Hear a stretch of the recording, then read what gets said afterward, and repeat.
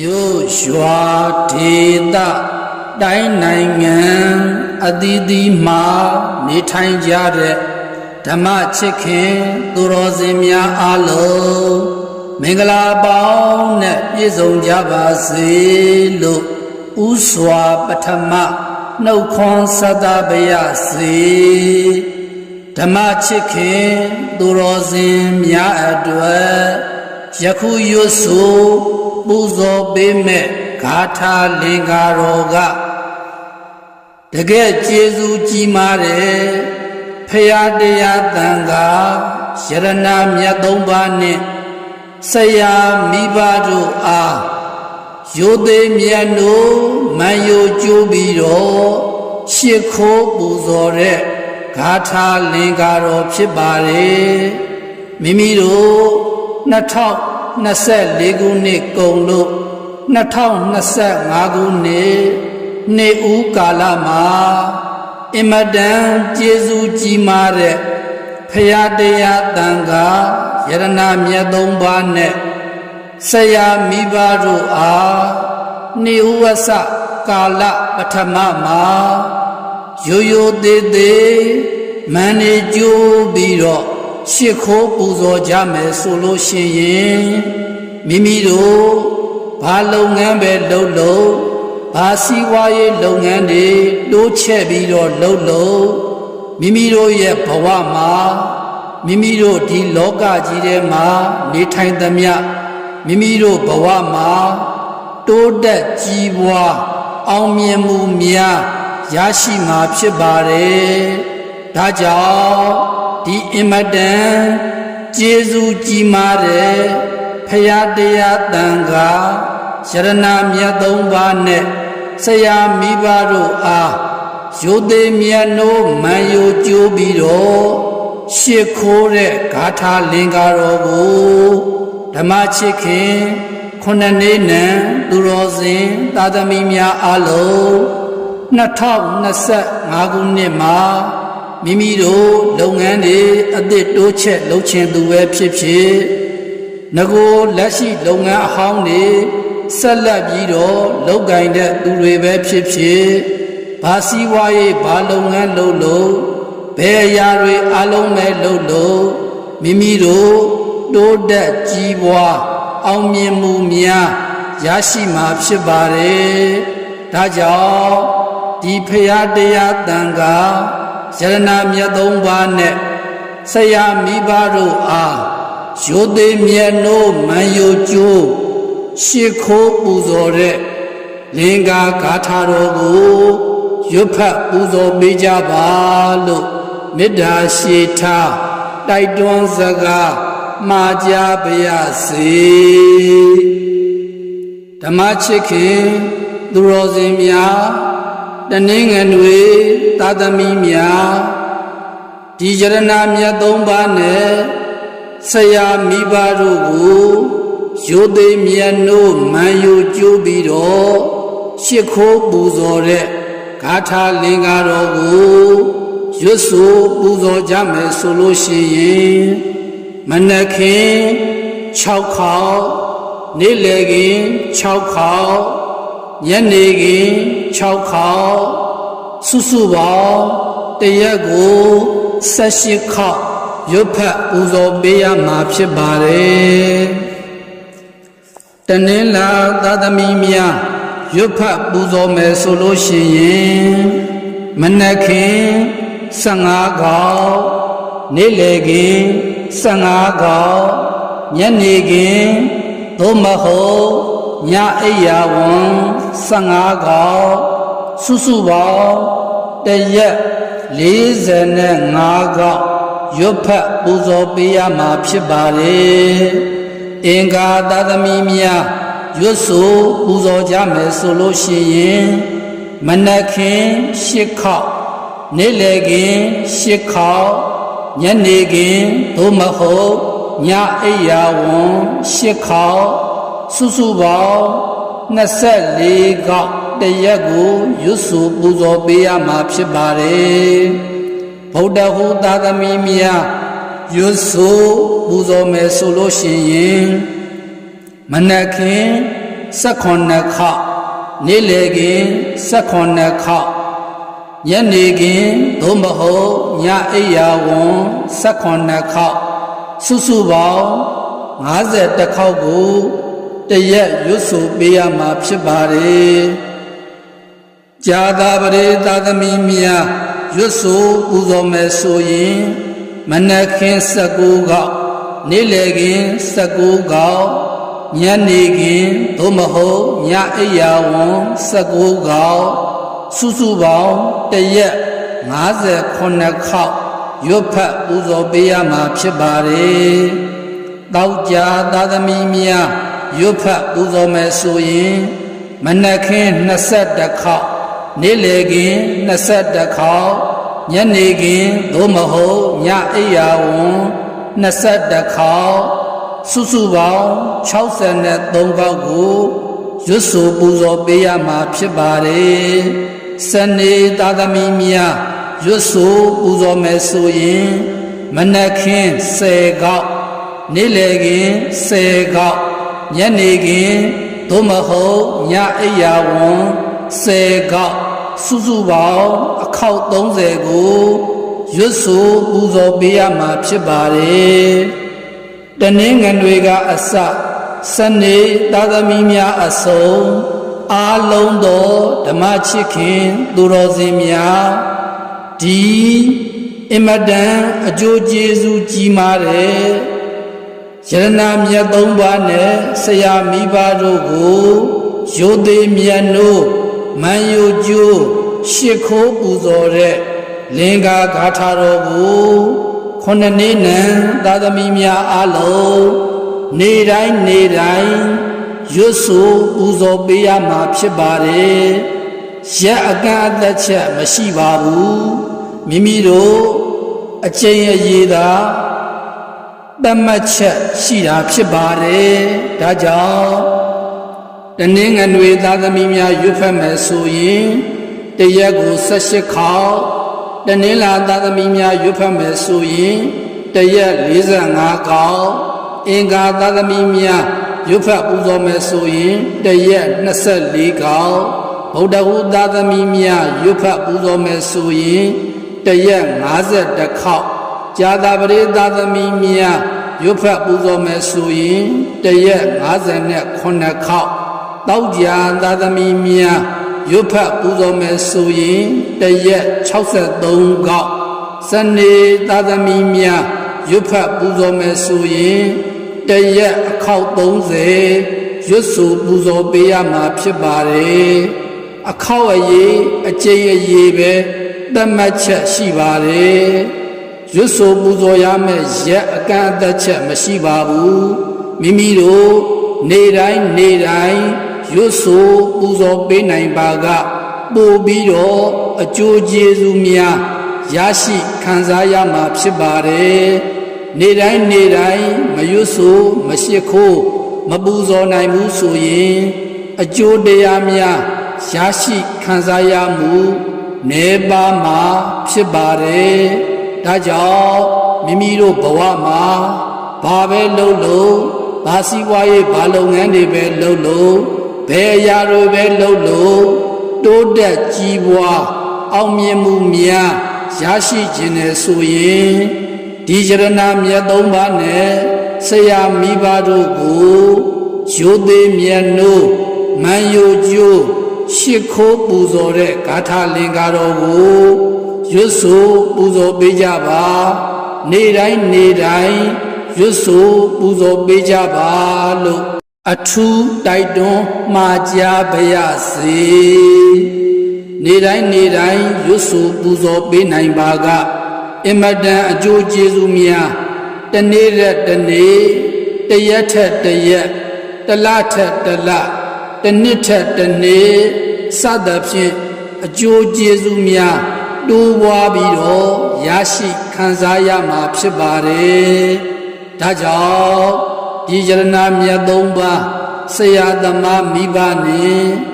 ကျေးဇူးကြီးမားတဲ့ဒီဂါထာတော်ကြီးကိုယုံကြည်နဲ့နေ့စဉ်ကုသိုလ်တရားတိုးပွားပြီးတော့စီးပွားလက်လာပါများလဲ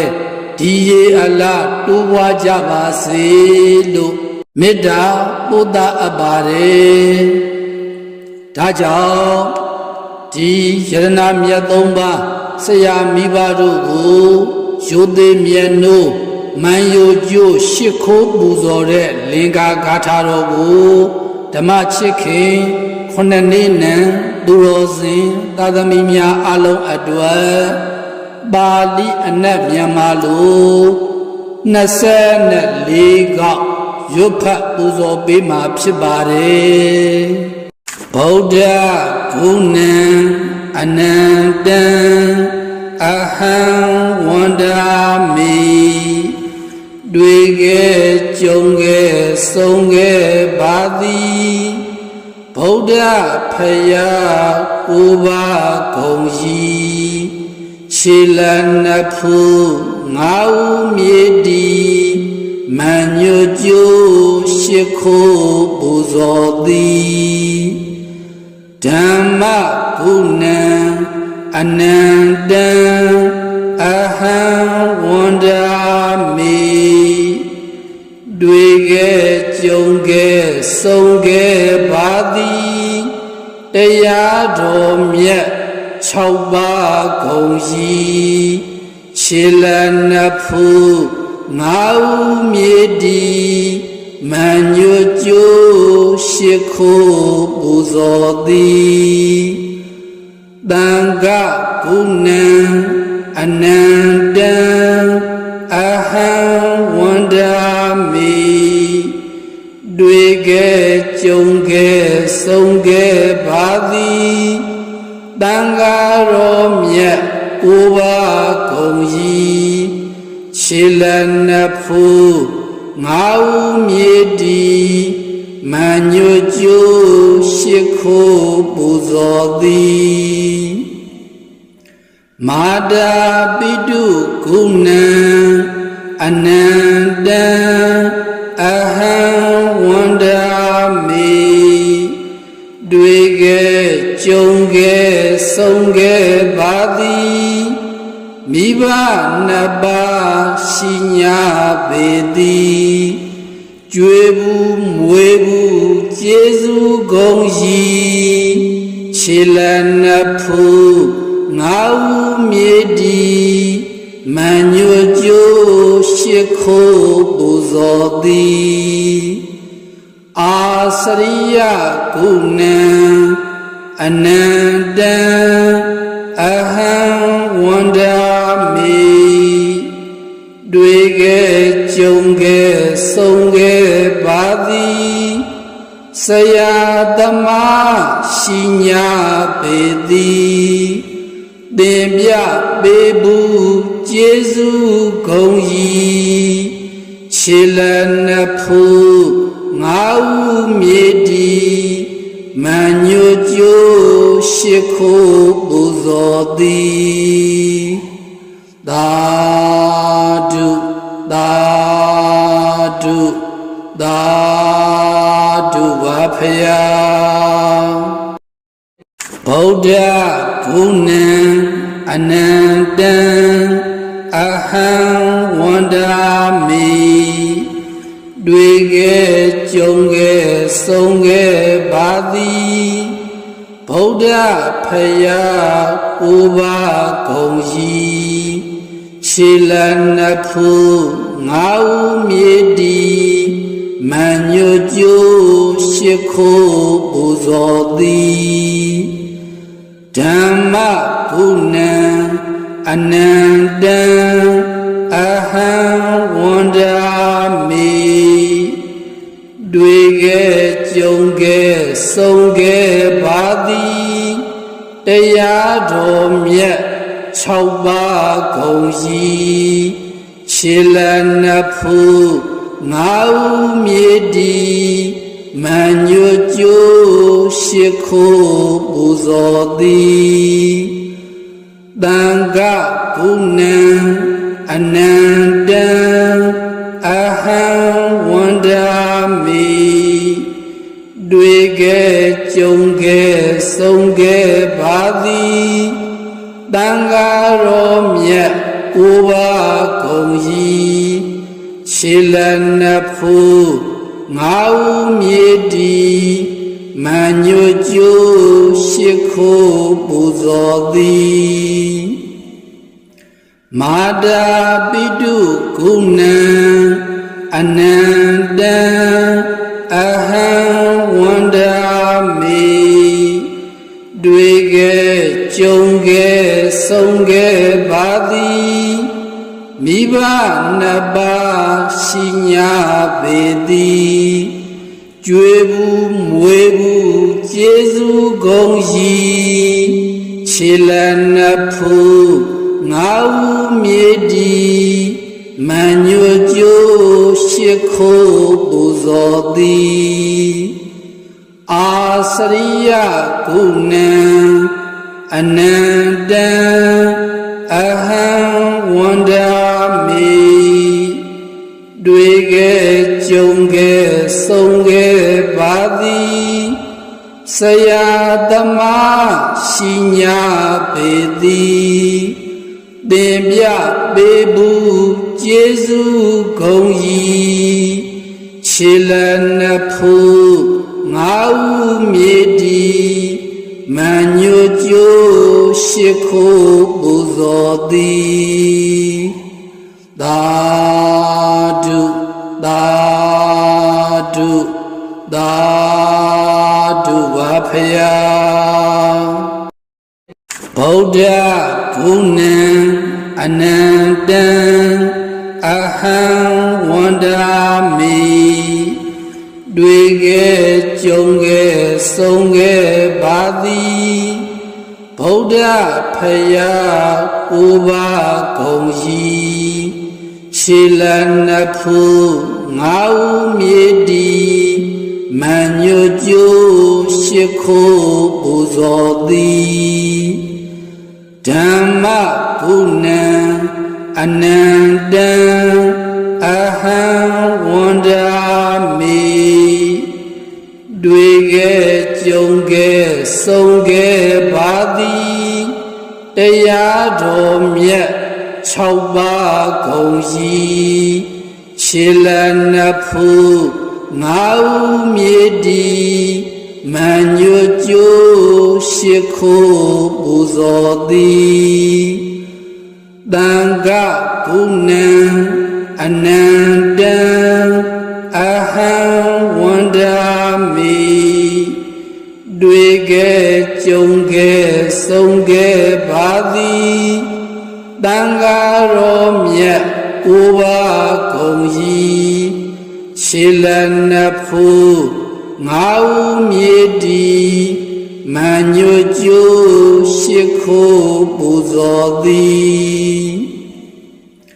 မာတာပိတုကုဏံအနန္တံအဟံဝန္ဒာမိတွေ့ခဲ့ကြုံခဲ့ဆုံးခဲ့ပါသည်မိဘနှစ်ပါးရှိညာပေသည်ကျွေးဘူးမွေးဘူးကျေးဇူးဂုဏ်ရှိခြေလက်နှစ်ဖူးငါးဦးမြေတီမန်ညွတ်ကျိုးရှိခိုးပူဇော်သည်အာစရိယကုဏံအနန္တံအဟံဝန္ဒာမိတွေ့ခဲ့ကြုံခဲ့ဆုံးခဲ့ပါသည်ဆရာသမားရှိညာပေသည်သင်ပြ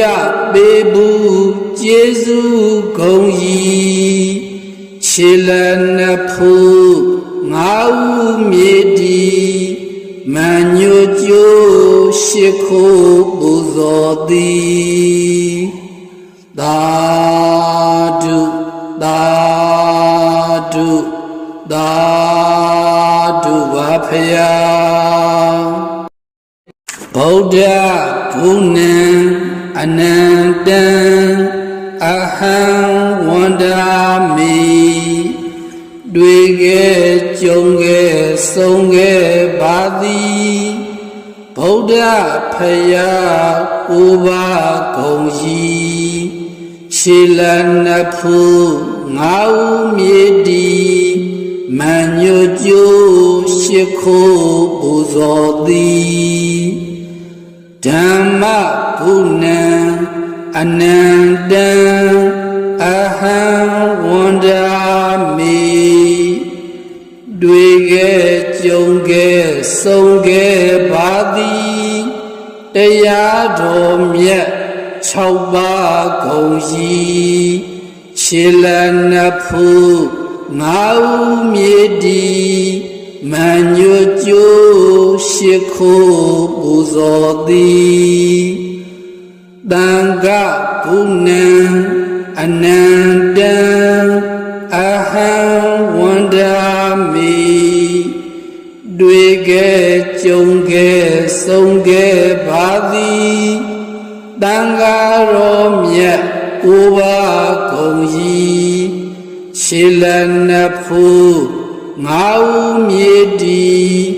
မန်ညွတ်ကျိုးရှိခိုးပူဇော်သည်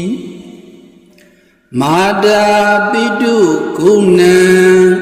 အနန္တံအဟံဝန္ဒာမိတွေ့ခဲ့ကြုံခဲ့ဆုံးခဲ့ပါသည်မိဘနှစ်ပါးရှိညာပေသည်ကြွေဘူးမွေဘူးကျေးဇူးဂုဏ်ရှိခြေလနှစ်ဖူးငါးဦးမြေတီမန်ညွတ်ကျိုးရှိခိုးပူဇော်သည်အာစရိယဂုဏံအနန္တံအဟံဝန္ဒာမိတွေ့ခဲ့ကြုံခဲ့ဆုံးခဲ့ပါသည်ဆရာသမားရှိညာပေသည်သင်ပြပေးဘူးကျေးဇူးဂုဏ်ကြီးခြေလနှစ်ဖူးငါးဦးမြေတီမန်ညွတ်ကျိုးရှိခိုးပူဇော်သည်သာဓုသာဓုသာဓုပါဖယားဗုဒ္ဓဂုဏံအနန္တံအဟံဝန္ဒာမိတွေ့ခဲ့ကြုံခဲ့ဆုံးခဲ့ပါသည်ဗုဒ္ဓဖယားကိုးပါးဂုံကြီးခြေလနှစ်ဖူးငါးဦးမြေတီမန်ညွတ်ကျိုးရှိခိုးပူဇော်သည်ဓမ္မဂုဏံအနန္တံအဟံဝန္ဒာမိတွေ့ခဲ့ကြုံခဲ့ဆုံးခဲ့ပါသည်တရားတော်မြတ်6ပါးဂုံကြီးခြေလနှစ်ဖူးငါးဦးမြေတီမန်ညွတ်ကျိုးရှိခိုးပူဇော်သည်တန်ခဂုဏံအနန္တံအဟံဝန္ဒာမိတွေ့ခဲ့ကြုံခဲ့ဆုံးခဲ့ပါသည်တန်ခါတော်မြတ်ကိုးပါးဂုံကြီးခြေလနှစ်ဖူးငါးဦးမြေတီမန်ညွတ်ကျိုးရှိခိုးပူဇော်သည်မာတာပိတုဂုဏံအနန္တံအဟံဝန္ဒာမိတွေ့ခဲ့ကြုံခဲ့ဆုံးခဲ့ပါသည်မိဘနှစ်ပါးရှိညာပေသည်ကြွေဘူးမွေဘူးကျေးဇူးဂုဏ်ရှိခြေလနှစ်ဖူးငါးဦးမြေတီမန်ညွတ်ကျိုးရှိခိုးပူဇော်သည်အာစရိယဂုဏံ အနန္တံအဟံဝန္ဒာမိတွေ့ခဲ့ကြုံခဲ့ဆုံးခဲ့ပါသည်ဆရာသမားရှိညာပေသည်သင်ပြပေးဘူးကျေးဇူးဂုဏ်ကြီးခြေလနှစ်ဖူးငါးဦးမြေတီမန်ညိုကျိုးရှိခိုးပူဇော်သည်သာဓုသာဓုသာဓုပါဖယားဗုဒ္ဓဂုဏံအနန္တံအဟံဝန္ဒာမိတွေ့ခဲ့ကြုံခဲ့ဆုံးခဲ့ပါသည်ဗုဒ္ဓဖယားကိုးပါးဂုဏ်ကြီးခြေလနှစ်ဖူးငါးဦးမြေတီမန်ညိုကျိုးရှိခိုးပူဇော်သည်ဓမ္မဂုဏံအနန္တံအဟံဝန္ဒာမိတွေ့ခဲ့ကြုံခဲ့ဆုံးခဲ့ပါသည်တရားတော်မြတ်6ပါးဂုဏ်ကြီးခြေလနှစ်ဖူးငါးဦးမြေတီမန်ညိုကျိုးရှိခိုးပူဇော်သည်သံဃာဂုဏံအနန္တံအဟံဝန္ဒာမိတွေ့ခဲ့ကြုံခဲ့ဆုံးခဲ့ပါသည်သံဃာတော်မြတ်ကိုးပါးဂုဏ်ကြီးခြေလနှစ်ဖူးငါးဦးမြေတီမန်ညိုကျိုးရှိခိုးပူဇော်သည်မာတာပိတုဂုဏံအနန္တံအဟံဝန္ဒာမိတွေ့ခဲ့ကြုံခဲ့ဆုံးခဲ့ပါသည်မိဘနှစ်ပါးရှိညာပေသည်ကြွေဘူးမွေဘူးကျေးဇူးဂုဏ်ကြီးခြေလနှစ်ဖူးငါးဦးမြေတီမန်ညိုကျိုးရှိခိုးပူဇော်သည်အာစရိယဂုဏံအနန္တံအဟံဝန္ဒာမိတွေ့ခဲ့ကြုံခဲ့ဆုံးခဲ့ပါသည်ဆရာသမားရှိညာပေသည်သင်ပြပေးဘူးကျေးဇူးဂုဏ်ကြီးခြေလနှစ်ဖူးငါးဦးမြေတီမန်ညိုကျိုးရှိခိုးပူဇော်သည်သာဓုသာဓုသာဓုပါဖယားဗုဒ္ဓဂုဏံအနန္တံအဟံ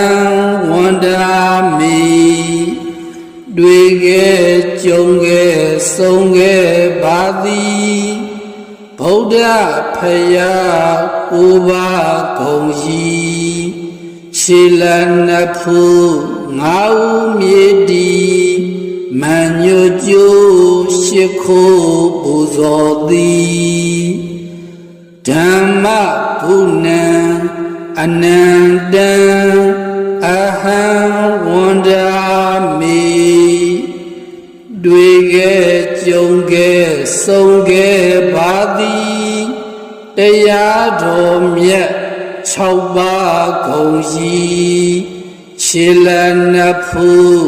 ငါးဦးမြေတီမန်ညိုကျိုးရှိခိုးပူဇော်သည်သံဃာဂုဏံအနန္တံအဟံဝန္ဒာမိတွေ့ခဲ့ကြ ကြုံခဲ့ဆုံးခဲ့ပါသည်တန်ဃာတော်မြတ်ကိုးပါးကုန်၏ရှေလနှစ်ဖူးငါးဦးမြေတီမန်ညွကျိုးရှိခိုးပူဇော်သည်မာတာပိတုကုဏံအနန္တံအဟံဝန္ဒာမိတွေ့ခဲ့ကြုံခဲ့ဆုံးခဲ့ပါသည်မိဘနှစ်ပါးရှိညာပေသည်ကြွေဘူးမွေဘူးကျေးဇူးကုန်၏ခြေလနှစ်ဖူးငါးဦးမြေတီမန်ညွကျိုးရှိခိုးပူဇော်သည်အာစရိယကုဏံအနန္တံအဟံဝန္ဒာမိ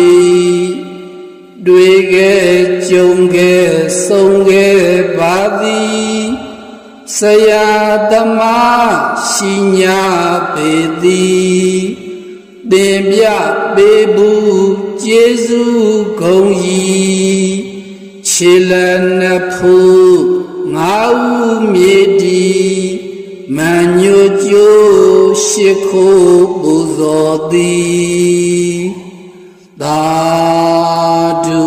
သာဓုသာဓုပါဖယားဗုဒ္ဓဂုဏံအနန္တံအဟံဝန္ဒာမိတွေ့ခဲ့ကြုံခဲ့ဆုံးခဲ့ပါသည်ဗုဒ္ဓဖယားကိုးပါးကုန်၏ခြေလနှစ်ဖူးငါးဦးမြေတီမန်ညွကျိုးရှိခိုးပူဇော်သည်ဓမ္မဂုဏံအနန္တံအဟံဝန္ဒာမိတွေ့ခဲ့ကြုံခဲ့ဆုံးခဲ့ပါသည်တရားတော်မြတ်6ပါးကုန်၏ခြေလနှစ်ဖူးငါးဦးမြေတီမန်ညွကျိုးရှိခိုးပူဇော်သည်သံဃာကုဏံအနန္တံအဟံဝန္ဒာမိ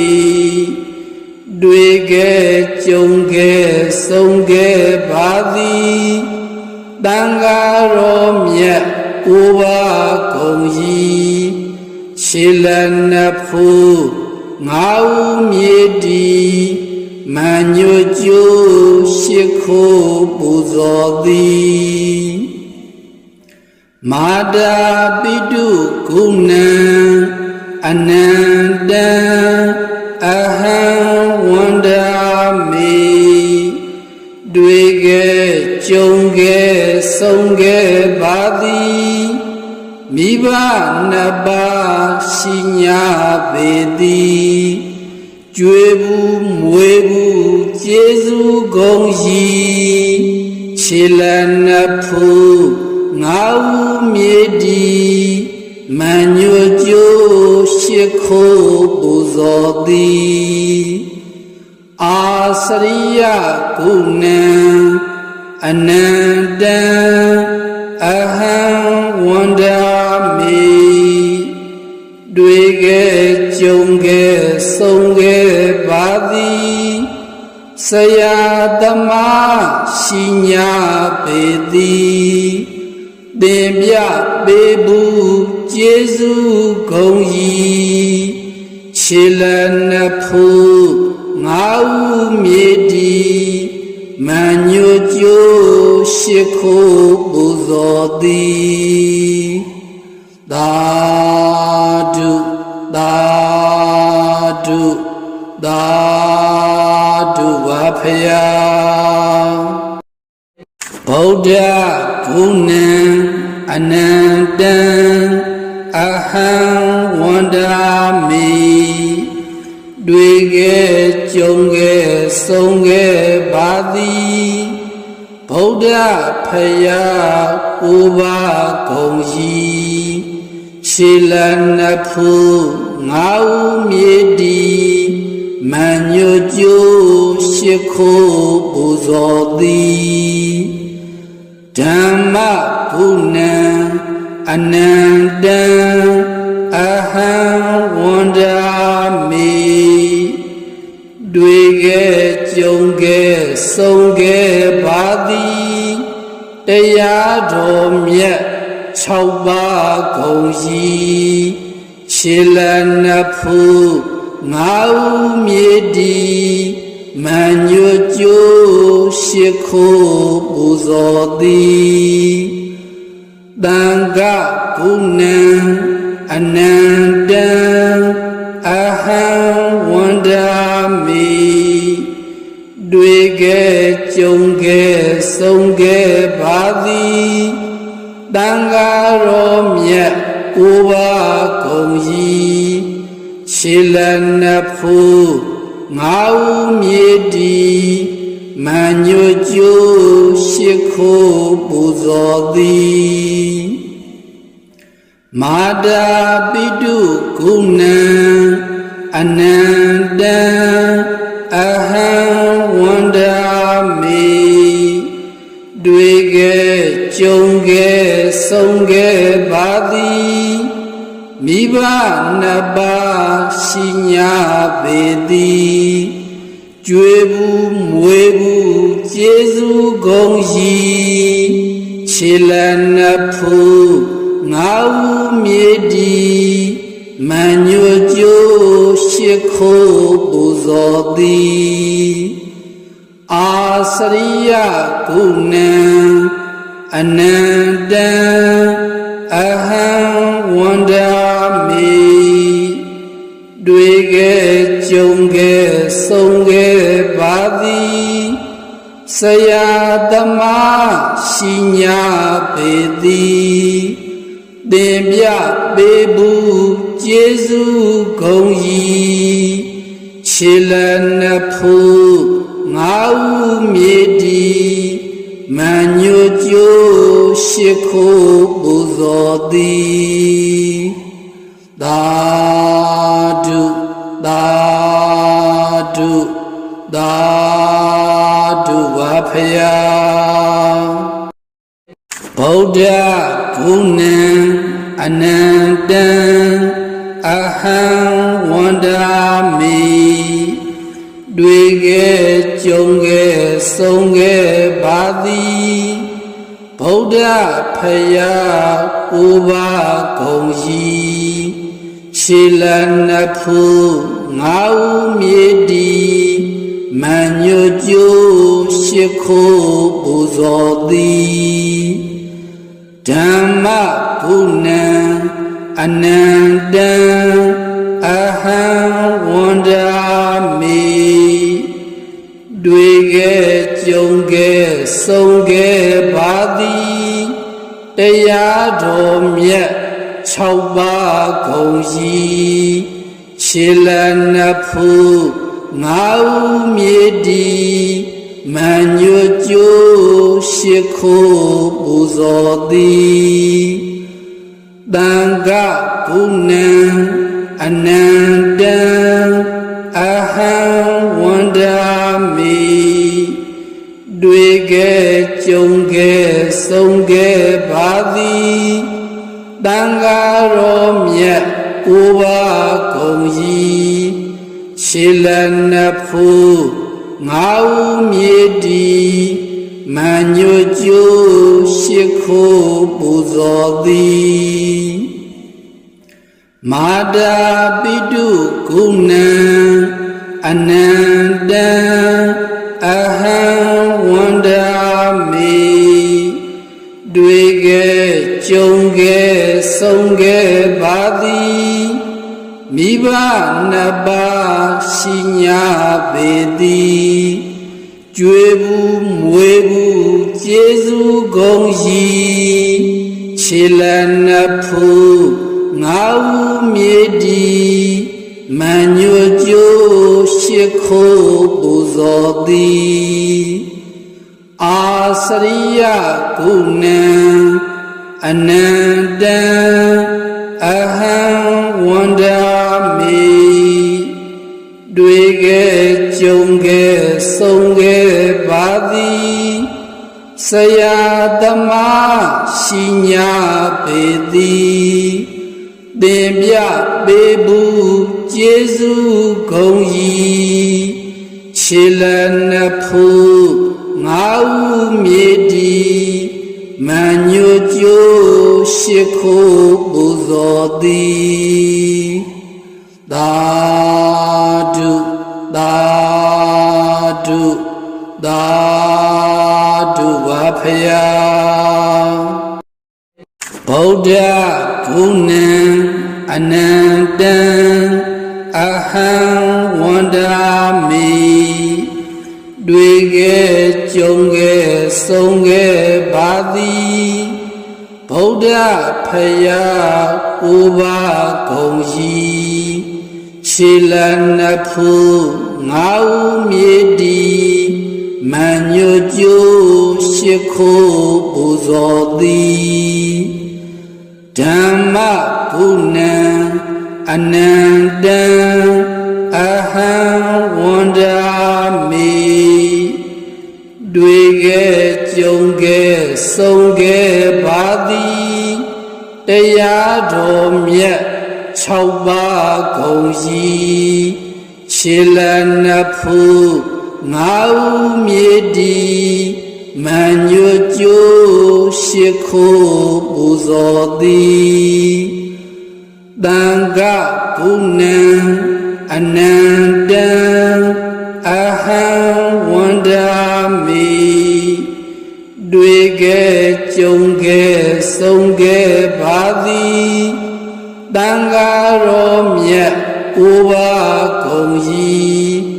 ခြေလနှစ်ဖူးငါးဦးမြေတီမန်ညိုကျိုးရှိခိုးပူဇော်သည်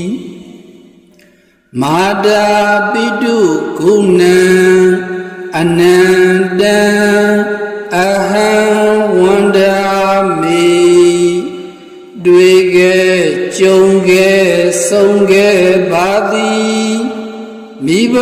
နှစ်ပါးရှိညာပေသည်ကြွေဘူးမွေဘူးကျေးဇူးဂုဏ်ကြီးခြေလနှစ်ဖူးငါးဦးမြေတီမန်ညိုကျိုးရှိခိုးပူဇော်သည်အာစရိယကုဏံအနန္တံအဟံဝန္ဒာမိတွေ့ခဲ့ကြုံခဲ့ဆုံးခဲ့ပါသည်ဆရာသမားရှိညာပေသည်သင်ပြပေးဘူးကျေးဇူးဂုဏ်ကြီးခြေလနှစ်ဖူးငါးဦးမြေတီမန်ညိုကျိုးရှိခိုးပူဇော်သည်သာဓုသာဓုသာ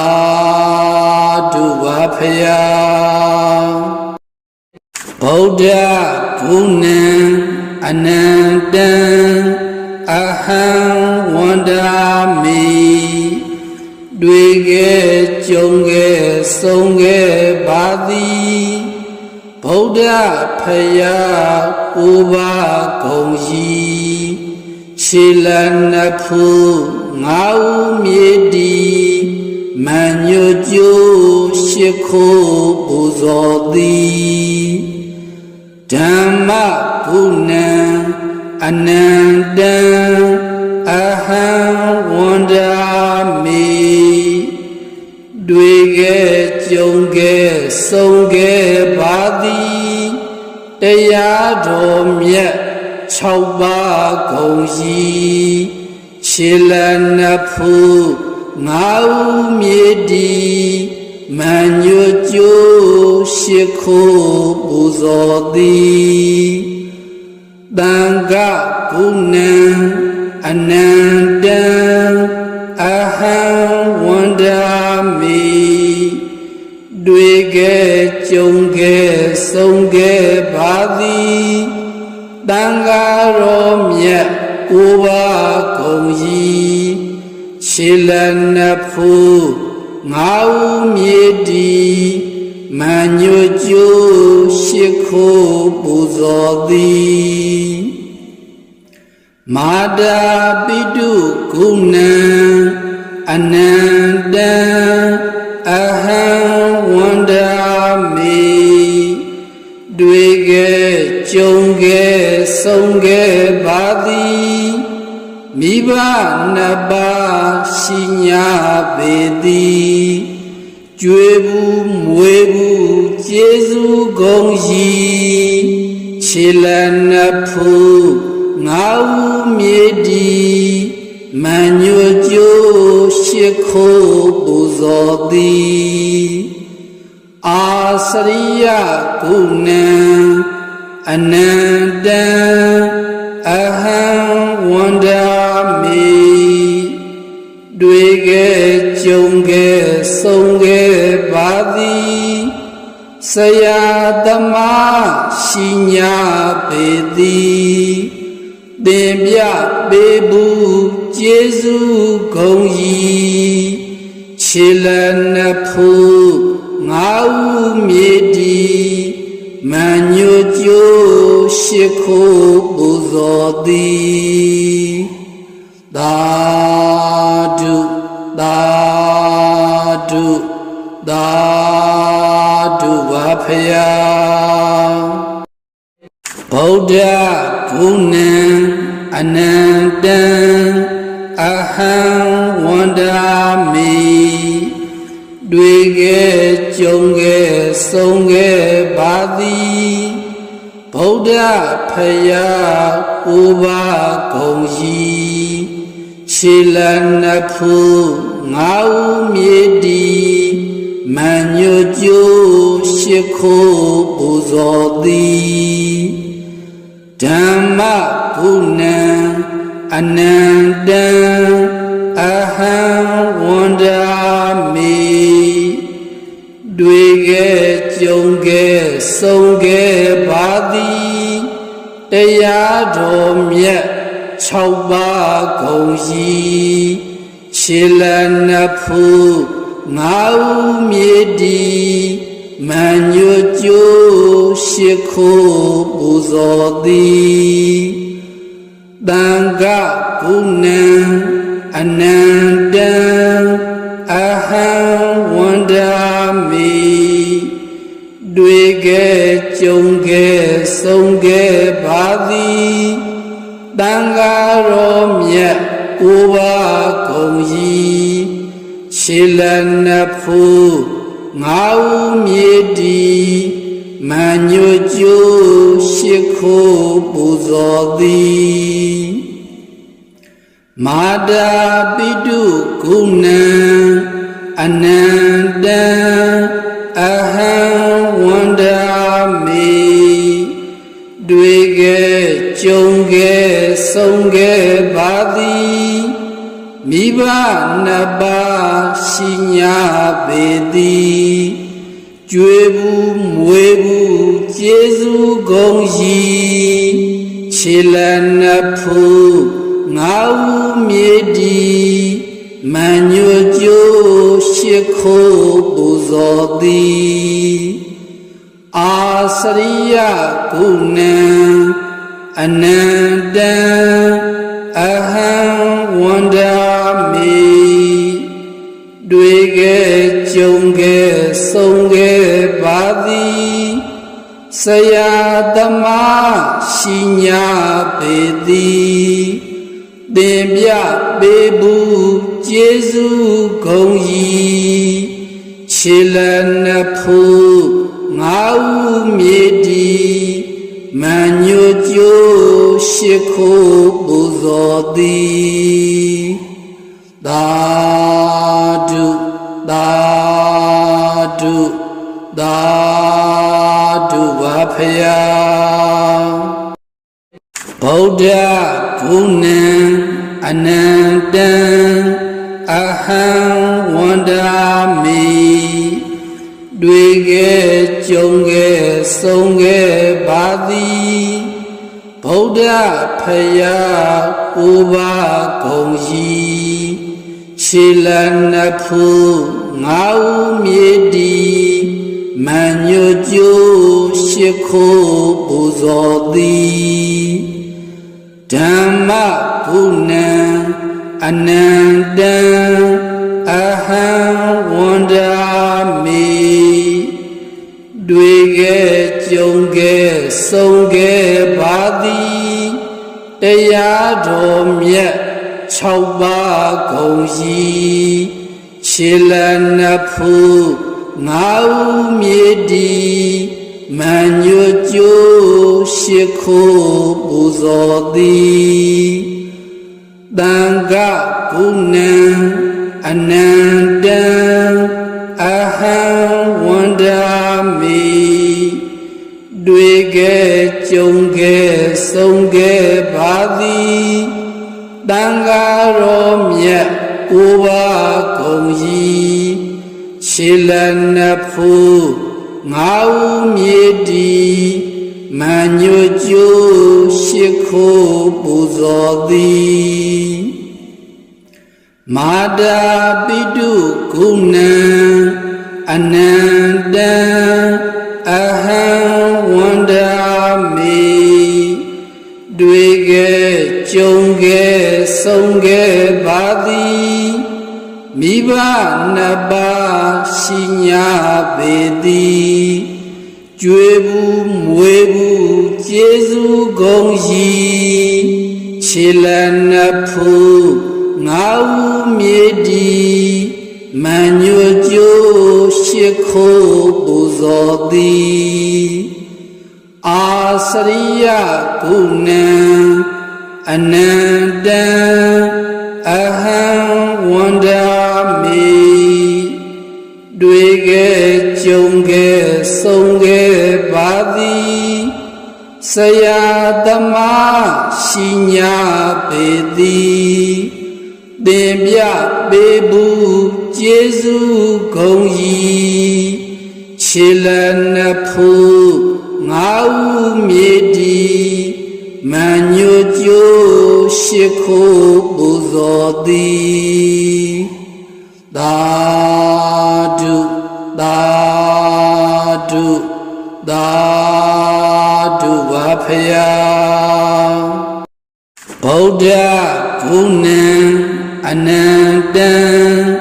အဟံဝန္ဒာမိတွေ့ခဲ့ကြုံခဲ့ဆုံးခဲ့ပါသည်ဗုဒ္ဓဖယားကိုးပါးကုန်ကြီးခြေလနှစ်ဖူးငါးဦးမြေတီမန်ညွတ်ကျိုးရှိခိုးပူဇော်သည်ဓမ္မဘုဏံအနန္တံအဟံဝန္ဒာမိတွေ့ခဲ့ကြုံခဲ့ဆုံးခဲ့ပါသည်တရားတော်မြတ်6ပါးကုန်ကြီးခြေလနှစ်ဖူးငါးဦးမြေတီမန်ညွတ်ကျိုးရှိခိုးပူဇော်သည်သံဃာဂုဏံအနန္တံအဟံဝန္ဒာမိတွေ့ခဲ့ကြုံခဲ့ဆုံးခဲ့ပါသည်သံဃာတော်မြတ်ကိုးပါးကုန်ကြီးခြေလနှစ်ဖူးငါးဦးမြေတီမန်ညွတ်ကျိုးရှိခိုးပူဇော်သည်မာတာပိတုဂုဏံအနန္တံအဟံဝန္ဒာမိတွေ့ခဲ့ကြုံခဲ့ဆုံးခဲ့ပါသည်မိဘနှစ်ပါးရှိညာပေသည်ကျွေးဘူးမွေးဘူးကျေးဇူးကုန်ကြီးခြ လနှစ်ဖူးငါးဦးမြေတီမန်ညိုကျိုးရှိခိုးပူဇော်သည်အာစရိယကုဏံအနန္တံအဟံဝန္ဒာမိတွေ့ခဲ့ကြုံခဲ့ဆုံးခဲ့ပါသည်ဆရာသမားရှိညာပေသည်သင်ပြပေးဘူးကျေးဇူးဂုဏ်ကြီးခြေလနှစ်ဖူးငါးဦးမြေတီမန်ညိုကျိုးရှိခိုးပူဇော်သည်သာဓုသာဓုသာဓုပါဖယားဒါကြောင့်ဓမ္မချစ်ခင်ခုနှစ်နှစ်နဲ့သူတော်စင်သာသမီများအားလုံးဒီယရဏမြတ်သုံးပါးဆရာမိဘတို့ကိုရိုသေမြတ်နိုးမန်ယိုကျိုးရှိခိုးပူဇော်တဲ့ဂါထာလင်္ကာတော်ကြီးကိုနေ့တိုင်းနေ့တိုင်းသတ်မှတ်ပေးထားတဲ့ညွှန်ကြားထားတဲ့အခောက်အရေးအကျေရည်များအတိုင်းနေ့တိုင်းနေ့တိုင်းရွတ်ဖတ်ပူဇော်ပေးကြပါလို့ထပ်ပြီးတော့တိုက်တွန်းစကားမှာကြားပါရစေဒီဂါထာလင်္ကာတော်ကြီးကိုနေ့တိုင်းနေ့တိုင်းရွတ်ဖတ်ပူဇော်ပေးနိုင်မယ်ဆိုလို့ရှိရင်မိမိတို့အကျိုးတရားများတရက်ထက်တရက်တလထက်တလတနှစ်ထက်တနှစ်အကျိုးကျေးဇူးများအင်မတန်ထူးခြားရရှိခံစားရမှာဖြစ်ပါတယ်နေ့တိုင်းနေ့တိုင်းမပူဇော်မရွတ်ဆိုမနာယူမလုံနိုင်ဘူးဆိုလို့ရှိရင်အကျိုးကျေးဇူးတရားများနေပါမှုခံစားရမှာဖြစ်ပါတယ်ဒါကြောင့်မိမိတို့အကျိုးကျေးဇူးများစီးပွားဥစ္စာများဒီရေအလားတိုးတက်ကြီးပွားခြင်းကြတယ်ဆိုလို့ရှိရင်နေ့တိုင်းနေ့တိုင်းကိုယ်တိုင်ရွတ်ဖတ်ပြီးတော့ပူဇော်ပေးပါနာယူကြည်ညိုပြီးတော့ပေးပါဒါဆိုလို့ရှိရင်မိမိတို့စီးပွားဥစ္စာများတရက်ထက်တရက်တလထက်တလတနှစ်ထက်တနှစ်တိတိတာတာခံစားရရှိမှာဖြစ်ပါတယ်ဒါကြောင့်ဒီယရဏမြတ်သုံးပါးဆရာမိဘရိုသေမြတ်နိုးမန်ယိုကျိုးရှိခိုးပူဇော်တဲ့လင်္ကာဂါထာတော်ကိုစတင်ရွတ်ဆိုနာယူကြည်ညိုပူဇော်တဲ့နေ့ကစပြီးတော့တနေ့ထက်တနေ့တရက်ထက်တရက်တလထက်တလတနှစ်ထက်တနှစ်စရက်တဘူတိုးပြီးတော့စီးပွားဥစ္စာများအမြန်ဆုံးတိုးတက်ကြီးပွားကြပါစေလို့ဆုတောင်းမေတ္တာပို့သလိုက်ပါတယ်ဓမ္မချစ်ခင်သူတော်စင်များအားလုံးစိတ်ရဲ့ချမ်းသာခြင်းကိုယ်ရဲ့ကျန်းမာခြင်းနဲ့အမြန်ဆုံးပြည့်စုံနိုင်ကြပါစေ